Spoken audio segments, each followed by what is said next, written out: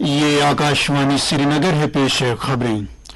वज़ीर-ए-आज़म नरेंद्र मोदी ने कहा कि भारत दिफाई शोबे में एक बड़े आलमी खिलाड़ी के तौर पर तेजी से उभर रहा है और इसकी सिक्योरिटी फोर्सेस की सलाहियतें मुसलसल बढ़ रही हैं। हिमाचल प्रदेश के लीपचा में कल दिवाली के मौके पर फौजियों से खिताब करते हुए वज़ीर-ए-आज़म ने कहा कि दुनिया के हालात ऐसे हैं कि भारत से तवक्कुआत मुसलसल बढ़ रही है।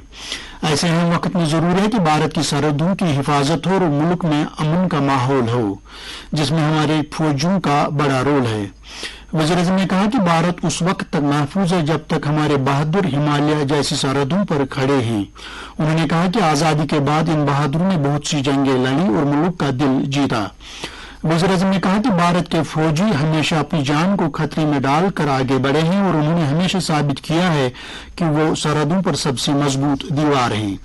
उन्होंने कहा कि मेरे लिए एक ऐसी जगह जहां हमारी सिक्योरिटी फोर्सेस तैनात है मंदिर से कम नहीं है।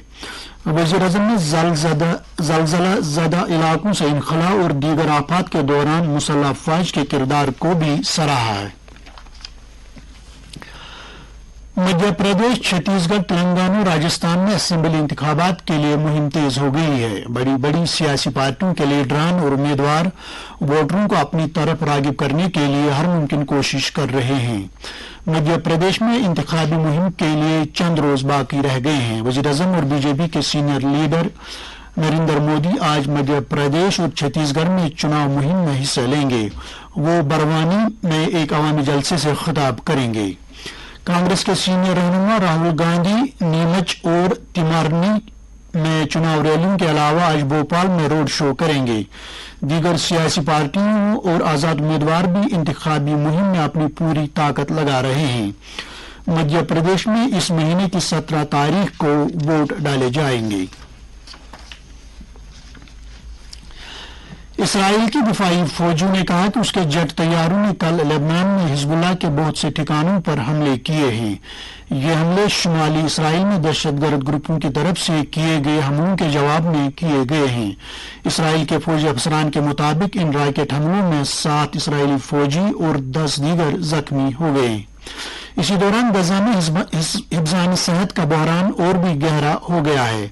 गजा की वजारत सेहत के मुताबिक गजा में एक महीने से भी ज्यादा अरसे से जारी जंग में अब तक 11,500 से ज्यादा अफराद हलाक हो चुके हैं। दरियासना इसराइली वज़ीर-ए-आज़म नेतन्याहू ने एक बार फिर जंगबंदी की अपील को मुस्तरद कर दिया है। टेलीविजन पर अपने खिताब में उन्होंने कहा कि जंगबंदी उसी सूरत में मुमकिन है कि जब गजा के मिलिटेंट्स उन सभी 239 यरगमाल अफराद को छोड़ दें जिन्हें हमास ने पकड़ रखा है। भारत नई दिल्ली में आज एशिया और बहरुल के लिए मवेशियों की सेहत के इलाकाई कमीशन की आलमी तंजीम WOAH की 33वीं कॉन्फ्रेंस की मेजबानी कर रहा है। इस कॉन्फ्रेंस से कोविड-19 आलमी वबा के सबब दरपेश चैलेंजों की वजह से इंसान और जानवरों के रब्त-ज़ब्त के माहौल में खतरात का अंदाजा करने में साइंसी महारत के रोल की अहमियत उजागर होती है। इससे ये जरूरत भी उजागर होती है कि मुस्तकबिल के चैलेंजों के पेश नजर जानवरों के इलाज मुआवजे की खदमात के दौरान खुद को माहौल के मुताबिक डालने के साथ साथ खुद को महफूज रखने से मुतल्लिक सलाहियत में इजाफा किया जाए। वज़ीर-ए-आज़म नरेंद्र मोदी ने भारतीय क्रिकेट टीम को आलमी कप मैच में नीदरलैंड के खिलाफ जीत हासिल करने पर मुबारकबाद दी है। एक सोशल मीडिया पोस्ट में वज़ीर-ए-आज़म ने कहा कि दिवाली और भी खास हो गई है। उन्होंने भारतीय क्रिकेट टीम का शुक्रिया अदा करते हुए कहा है कि ये जीत हुनर और मिलकर कारकर्दगी अंजाम देने का मुतासिर कुन मुजाहिरा है। उन्होंने टीम इंडिया के सेमीफाइनल के लिए नेक ख्वाहिशात का इजहार करते हुए कहा है कि भारत को उन पर फख्र है।